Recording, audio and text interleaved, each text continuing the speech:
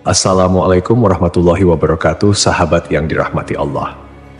Nabi Isa alaihi salam adalah salah satu nabi yang wajib diimani seluruh umat Islam di dunia. Beliau diutus oleh Allah Subhanahu wa Ta'ala kepada Bani Israel karena kesesatan yang dilakukan oleh kaum tersebut sepeninggal Nabi Musa alaihi salam. Tidaklah sempurna iman seorang Muslim bila tidak mengimani keberadaan salah satu dari 25 nabi-nabi yang memiliki kemuliaan di sisi Allah Subhanahu wa Ta'ala. Pada akhir zaman, Nabi Isa alaihi salam akan kembali turun ke bumi untuk membunuh Dajjal, musuh umat Muslim yang paling ditakuti karena kehebatan fitnahnya. Nabi Isa akan datang kembali ke muka bumi demi menegakkan kebenaran serta memberi petunjuk jalan menuju keselamatan. Selain itu, ia juga membawa misi penting untuk membunuh Dajjal. Dajjal akan menyebarkan fitnah, kemudian berusaha menyesatkan umat manusia agar jauh dari jalan Allah. Tipu dayanya amatlah dahsyat sehingga yang baik akan terlihat buruk.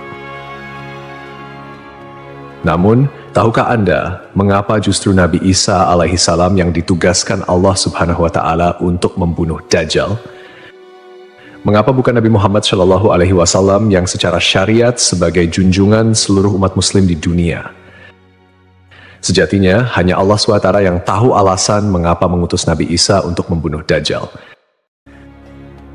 Tapi sebelum lanjut, jangan lupa klik tombol subscribe, like, komen, dan lonceng notifikasi sahabat untuk mendukung channel ini agar terus menyiarkan syiar Islam. Serta silakan tulis harapan sahabat di kolom komentar.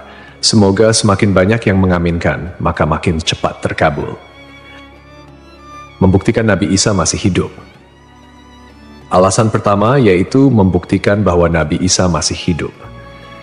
Bangsa Yahudi dan Nasrani percaya bahwa Nabi Isa dibunuh dan disalib oleh orang-orang Romawi. Namun, sebenarnya Allah Subhanahu wa Ta'ala menyelamatkannya dengan menggantikan peran Nabi Isa alaihissalam kepada orang yang wajahnya diserupakan dengan beliau. Sedangkan Nabi Isa alaihissalam sendiri diangkat ke langit atas izin Allah Subhanahu wa Ta'ala. Karena ucapan mereka orang Yahudi, sesungguhnya kami telah membunuh Al-Masih Isa putra Maryam, Rasul Allah. Padahal mereka tidak membunuhnya dan tidak pula menyalibnya, tetapi yang mereka bunuh ialah orang yang diserupakan dengan Isa. Ini sesuai dengan Al-Quran surat An-Nisa ayat 159 yang artinya, tidak ada seorang pun dari ahli kitab kecuali akan beriman kepadanya Isa sebelum kematiannya. Dan di hari kiamat nanti, Isa itu akan menjadi saksi terhadap mereka. Hal ini membuktikan bahwa tuduhan bahwa Nabi Isa telah disalib oleh kaum Yahudi adalah salah. Sebab selama ini kaum kafir mempercayai bahwa Nabi Isa sudah wafat. Sementara Allah menegaskan dalam firman-Nya bahwa Nabi Isa telah diangkat ke langit sebelum kaum Yahudi membunuhnya. Di hari akhir, Dajjal muncul dengan segala tipu dayanya, kemudian dibaiat oleh kaum Yahudi. Kaum Yahudi juga bersedia menjadi bala tentaranya dengan keinginan membalas dendam terhadap kaum muslimin. Kemudian Allah menurunkan Nabi Isa yang menurut mereka sudah mereka bunuh di masa lalu. Allah menolong Nabi Isa sehingga berhasil membunuh Dajjal dan mengalahkan bala tentaranya. Di masa itu, mereka sama sekali tidak bisa lolos. Bahkan jika ada seorang Yahudi yang bersembunyi di balik pohon, batu, atau dinding, maka benda-benda itu akan berseru, "Di sini ada orang Yahudi." Dekat dengan Nabi Muhammad. Salah satu nabi yang memiliki kedekatan khusus dengan Nabi Muhammad adalah Nabi Isa. Aku adalah manusia yang paling dekat dengan Isa bin Maryam. Antara zaman kami berdua tidak ada nabi yang memisahkan. Selain itu, Nabi Isa sendiri pernah berdoa kepada Allah Subhanahu wa Ta'ala untuk dijadikan umat Nabi Muhammad. Oleh sebab itu, Nabi Isa diturunkan ke bumi untuk menjadi umat Nabi Muhammad. Pasalnya, berita tentang keistimewaan Rasulullah Shallallahu Alaihi Wasallam memang sudah diketahui pada zaman Nabi Isa. Hal tersebut diterangkan di dalam Injil sesuai surat Al-Fath ayat 29. Nabi Muhammad adalah utusan Allah dan orang-orang yang bersama dengan dia bersikap keras terhadap orang-orang kafir yang bersikap memusuhi, tetapi berkasih sayang sesama mereka. Itu adalah sifat-sifat mereka yang diungkapkan dalam Taurat dan Injil. Yakni seperti benih yang mengeluarkan tunasnya, kemudian tunas itu makin kuat, lalu menjadi besar dan tumbuh di atas batangnya. Tanaman itu menyenangkan hati orang yang menanamnya. Keadaan mereka diumpamakan seperti itu. karena Allah hendak membuat marah orang-orang kafir. Allah menjanjikan kepada orang-orang yang beriman dan mengerjakan kebajikan di antara mereka ampunan dan pahala yang besar. Nabi Isa alaihissalam kembali turun ke bumi diyakini akan menegaskan kebenaran dari ajaran Nabi Muhammad SAW. Tidak bisa dipungkiri bahwa saat ini banyak umat Nabi Isa yang tidak menerima ajaran Nabi Muhammad SAW. Padahal Nabi Isa alaihissalam merupakan pengikut dari Rasulullah SAW. Al-Baghawi menceritakan dalam tafsirnya bahwa ketika Isa alaihissalam mendatangi Baitul Maqdis, di mana orang-orang sedang bersiap salat asar, maka imam di masjid itu mundur dan menyuruh Isa untuk maju. Namun Nabi Isa enggan dan ia tetap salat di belakang imam dengan syariat Nabi Muhammad SAW. Menjalankan kewajiban jihad. Menjalankan kewajiban jihad sebagai kaum muslimin adalah tugas yang penting. Maka Nabi Isa diturunkan ke bumi untuk menjadi umat Nabi Muhammad. Keistimewaan Nabi Muhammad memang sudah diketahui sejak masa Nabi Isa dan diterangkan di dalam Injil sesuai surat Al-Fath ayat 29, yang artinya, Muhammad adalah utusan Allah dan orang-orang yang bersama dengan dia bersikap keras terhadap orang-orang kafir, tetapi berkasih sayang sesama mereka. Kamu melihat mereka ruku dan sujud mencari karunia Allah dan keridhaannya. Pada wajah mereka tampak tanda-tanda bekas sujud. Demikianlah sifat-sifat mereka yang diungkap Taurat dan sifat-sifat mereka yang diungkapkan dalam Injil. Saat Nabi Isa turun ke bumi, Dajjal sudah berada di tengah masyarakat dan memperdaya manusia.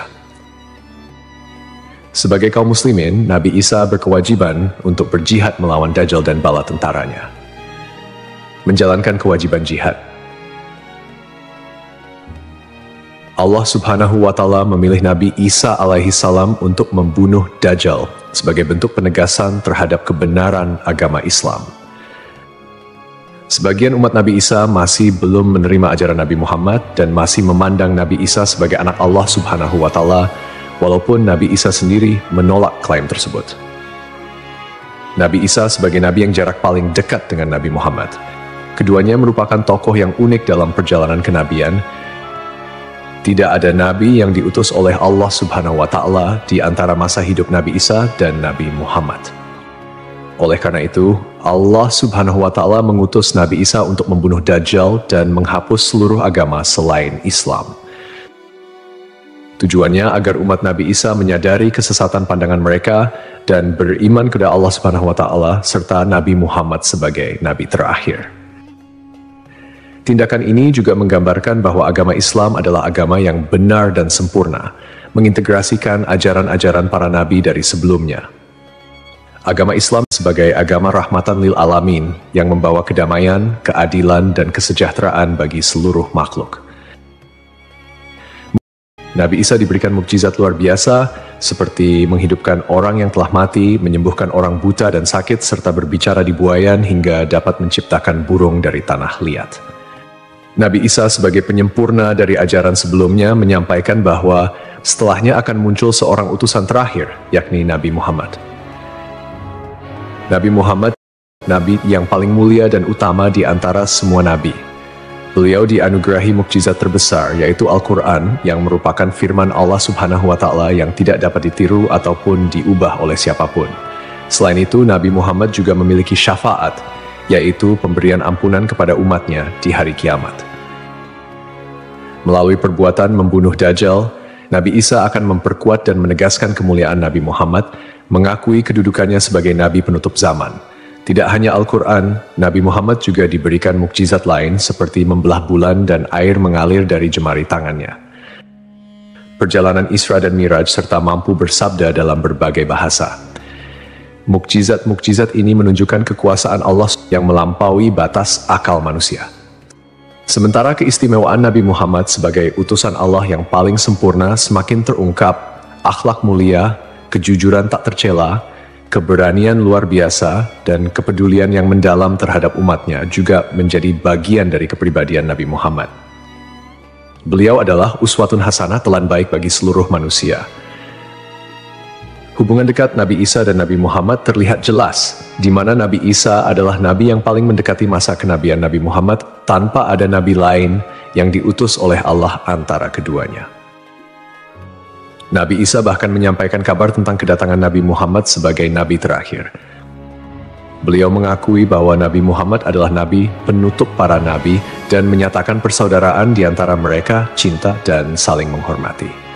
Nabi Isa dan Nabi Muhammad menjadi bukti kebersamaan spiritual dengan mengakhiri keberadaan Dajjal.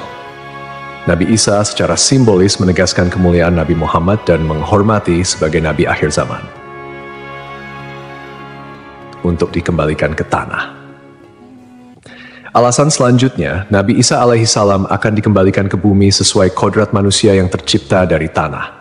Hal tersebut sebagaimana yang dijelaskan pada surah H ayat 5 yang artinya, dari bumi kami menciptakan kamu, dan kepadanya kami akan mengembalikan kamu, dan daripadanya pula kami akan mengeluarkan kamu pada kali yang lain. Nabi Isa alaihissalam diturunkan ke bumi juga menandakan bahwa ajalnya akan tiba. Setelah wafat, Nabi Isa alaihissalam akan dimakamkan di tanah suci, lalu dibangkitkan kembali bersama manusia lain di hari kebangkitan. Mengenai lokasi makam Nabi Isa alaihissalam, terdapat perbedaan pendapat di kalangan ulama. Sebagian ulama mengatakan lokasinya terletak di Bait al-Maqdis, dan sebagian lainnya mengatakan akan dimakamkan bersama Nabi Muhammad SAW. Sebagai muslim yang beriman, tidaklah pantas bagi kita untuk membanding-bandingkan siapa nabi yang lebih hebat, karena semua nabi yang diutus oleh Allah Subhanahu wa Ta'ala mempunyai tujuan yang sama, yaitu mengajak tauhid, mengagungkan kebesarannya. Nabi Isa alaihissalam selain ditugaskan Allah Subhanahu wa Ta'ala untuk membunuh Dajjal pada akhir zaman, ternyata beliau juga akan memiliki tugas dan maksud tertentu yang pada intinya adalah menegaskan ajaran yang dibawa oleh Nabi Muhammad SAW kepada seluruh manusia yang ada di dunia. Semoga kita semua bisa memetik pelajaran. Wallahu a'lam.